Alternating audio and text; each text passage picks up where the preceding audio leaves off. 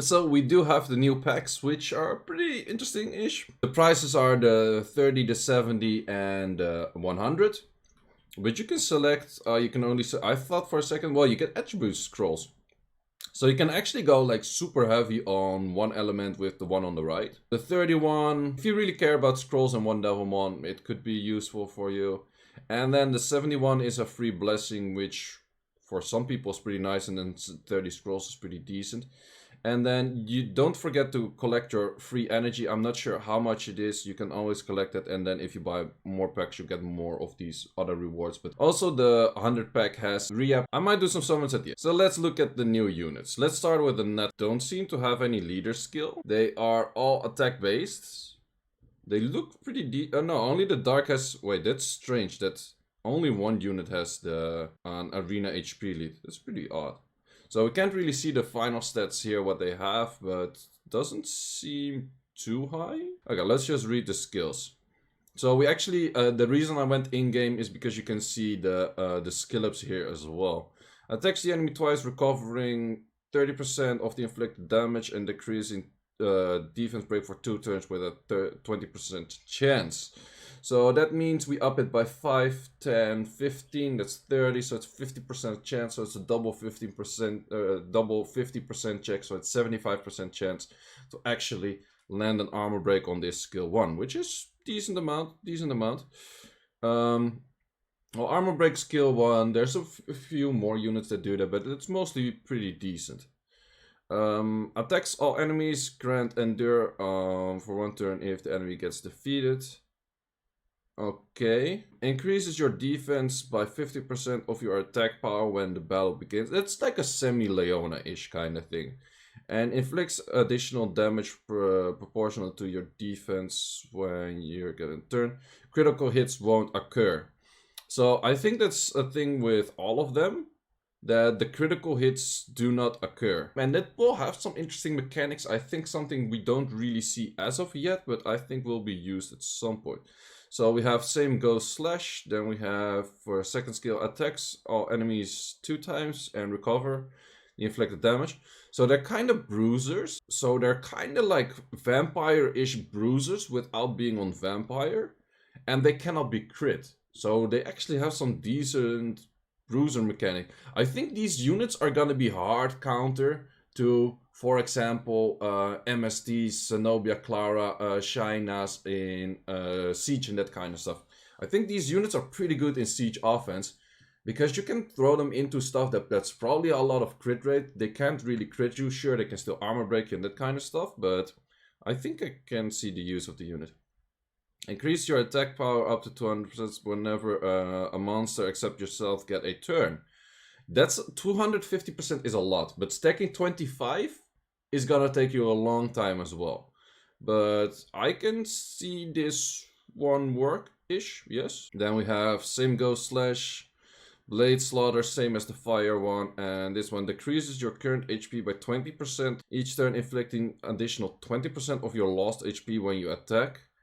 Is this an HP type? Okay, good thing it's an HP type. Critical hits won't occur. I think this one is really interesting because they can also not crit. And therefore their damage will be reduced by a lot. I do not know the multipliers. We have to look for the multipliers. I still don't get it. Like, they started with the crit rate, like, oh, we're being transparent and that kind of stuff. Guys, come on. Put actual numbers of the damage multipliers in the game. There's no reason to not put damage multipliers in the game. Why do we have to data mine them and look them up? That's one of the things that frustrated me the most for the longest time. Same as Antares. They made 3 showcase videos from Countess on Antares, and they never explained how much... Wait, where's Antares? They never explained the increasing rate of this skill. Never. I'm like, what? You made 3 videos, separate videos, or it was 2, I don't remember. But they made a bunch of separate videos just talking about Antares, and they never explained which rate it was. I posted it in the comments in the area of the videos. Okay, so that guy, then we have the light one. The light one we actually saw in the patch preview notes before.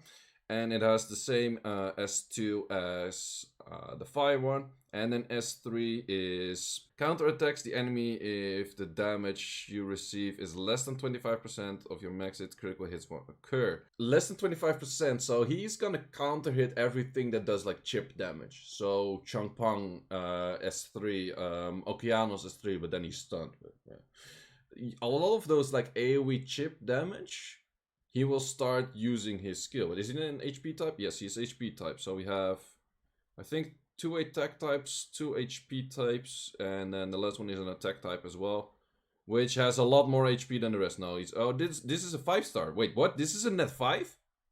Did not expect. That's why he has a lead skill. Wait, so this one is an LD5. This has to be better skills then, right? So it has the wild dance, like it's cleansing that. Critical hits won't occur when the enemy attacks. Yes, but damage increased by 50%. You won't die under inability effects, and removing inability effects grant you... Yeah? And remove all inability effects granted on yourself when the turn starts. And the damage is increased by 50% additional on that. Wait, so you do 50% extra damage. You will not die under inability effects.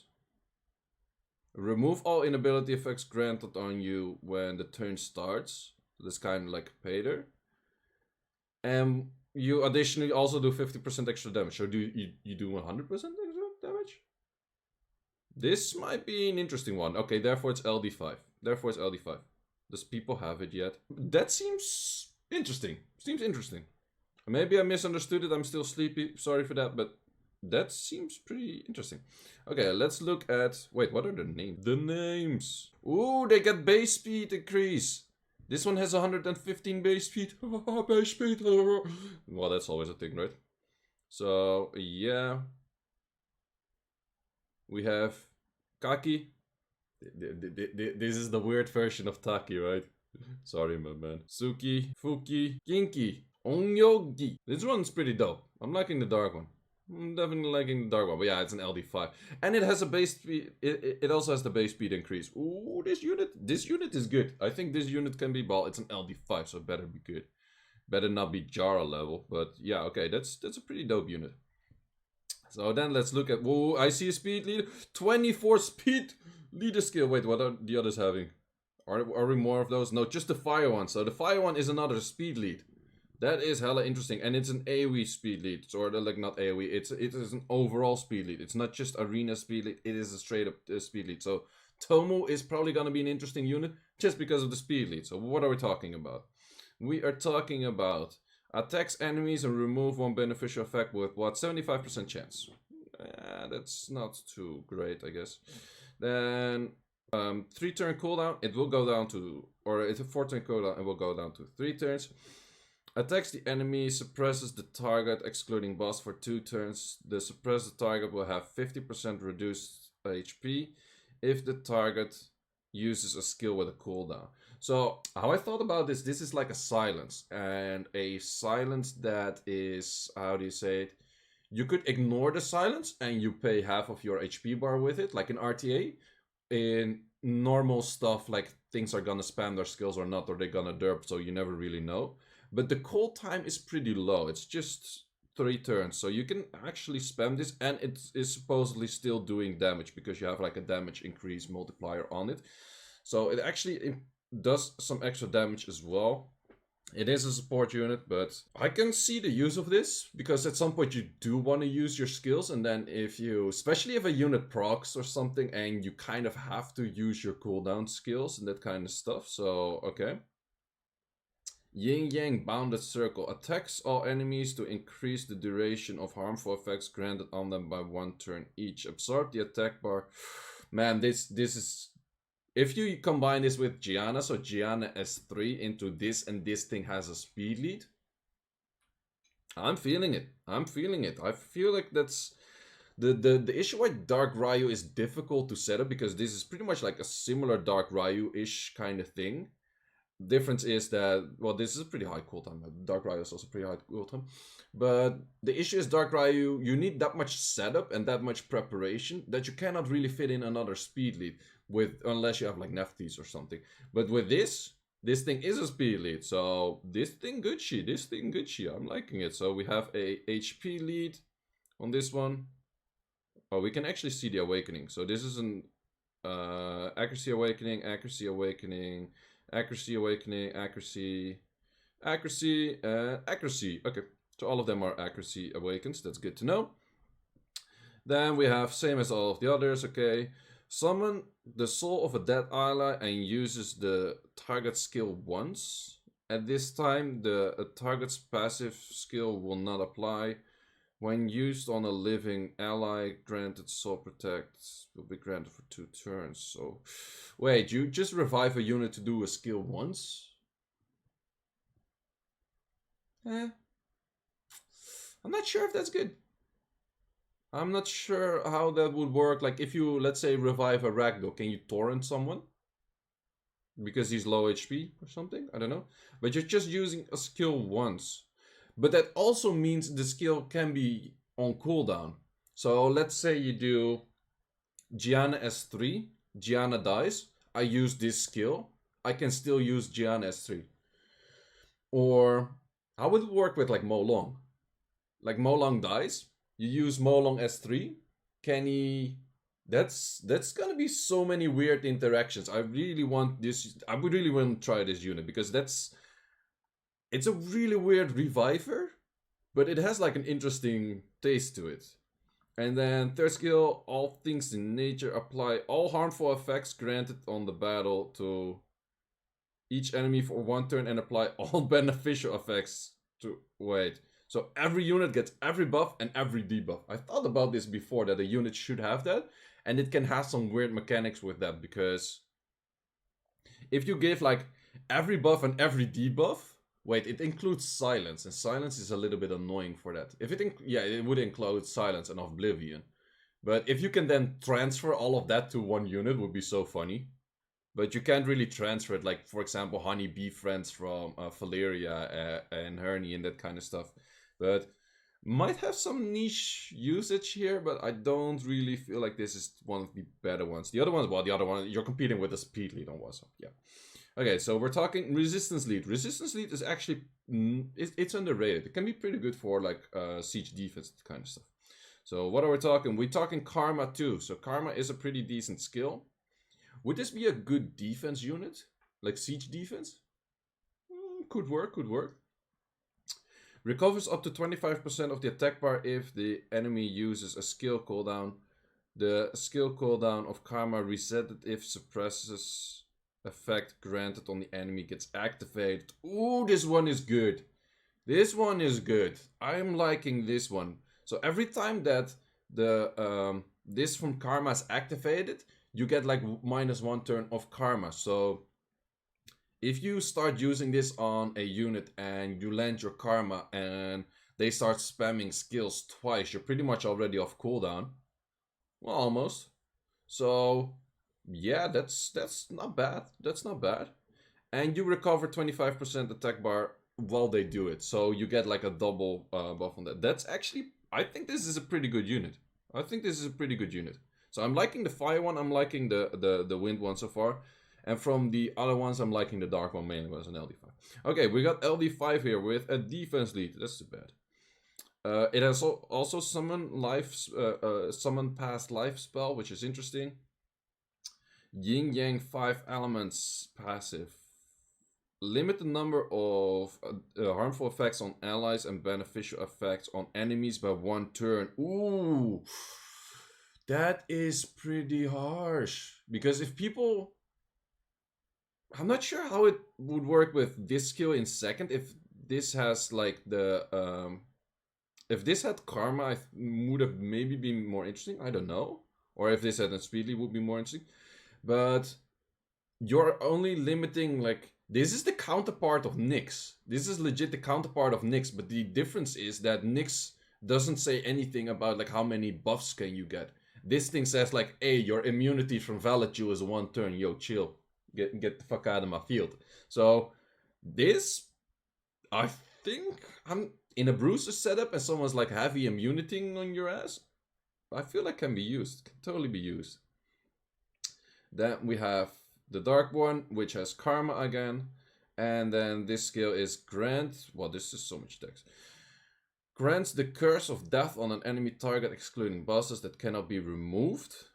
Reduces the target HP 25% for 4 turns. This effect cannot be applied twice to the same unit and will disappear when the caster dies. So I was talking about this. We do not have this in Summon as well. Like in a lot of games, like especially Final Fantasy, you cast Doom, you take 4 or 5 turns or whatever X amount of turns or time, you die.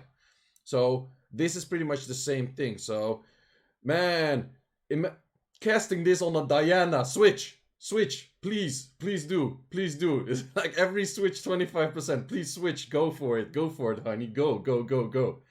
Man, this is good. I'm liking these units, man. I'm definitely liking these units. So I'm not really sure about this skill, the past life spell, but so far these units actually seem pretty promising. I'm liking them. So at the start of the video I said I will do some summons. So actually let's do some summons. Let's clean out this a little bit.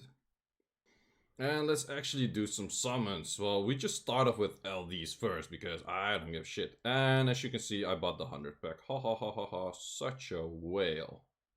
LD4, LD5, let's go. That's better.